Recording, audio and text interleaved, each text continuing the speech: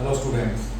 सो हम स्टार्ट कर रहे हैं क्लास 9 एसएसटी और ये है chapter 2 shaping around the earth और जिसके अंदर हम टॉपिक करने वाले हैं वेव्स एंड करंट्स।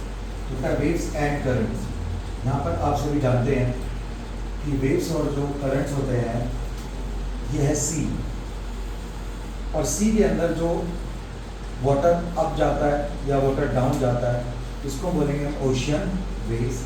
और जो बीच पर जिस तरह से जो लहरें जो करंट्स आती हैं इसको हम बोलते हैं ओशियन करंट। अब इसके बाद हम आगे देखते हैं। Next part is constantly moving over the oceanic surface. तो वेव्स एंड करंट्स ऐसी चीज होती हैं जो लगातार बीच पर या फिर समुद्र के पास जो भी लैंड होती है वहां पर ये कॉन्स्टेंटली मूव करती हैं from the land at coastal region. जैसे कि क्या बनाती है, किस तरह की लैंड फॉर्म्स बनाती हैं? Beaches, sand bars, sea cliffs, arches and stacks. इनके बारे में हम आगे डिस्कस करेंगे।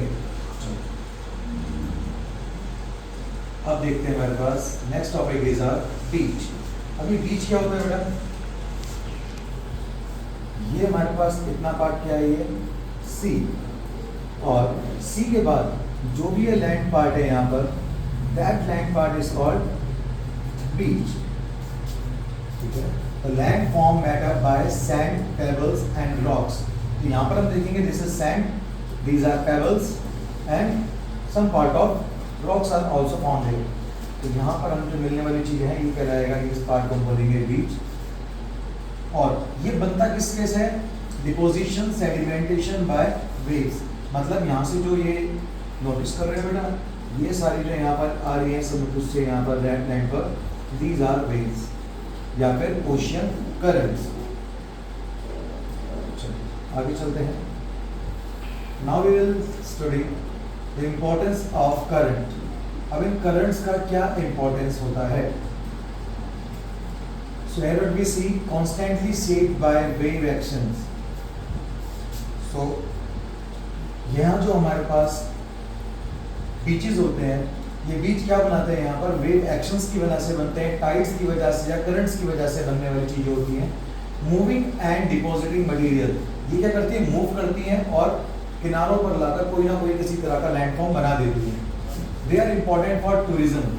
You can see it is very important for tourism industry.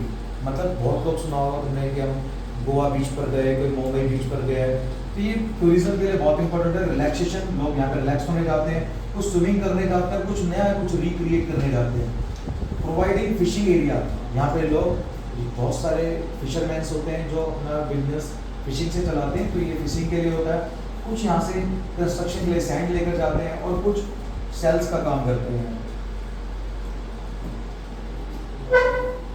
Next point, it act as a barrier against.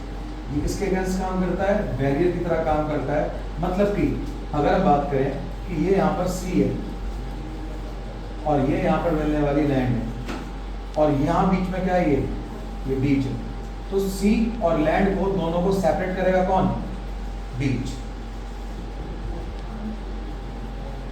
तो ये एक तरह से बैरियर का काम करता है और बचाता है ह्यूमन सेटलमेंट को। किससे? समुद्र की तरफ से आने वाली किसी भी तरह की नेचुरल डिजास्टर से। और यहाँ पर एक छोटा सा quote, waves and currents shape our coast. हमारे कोस्ट को शेप कौन करता है? Waves and currents. लाइफ को सपोर्ट करते हैं और कनेक्ट करते हैं वर्ल्ड को बाय शिप्स।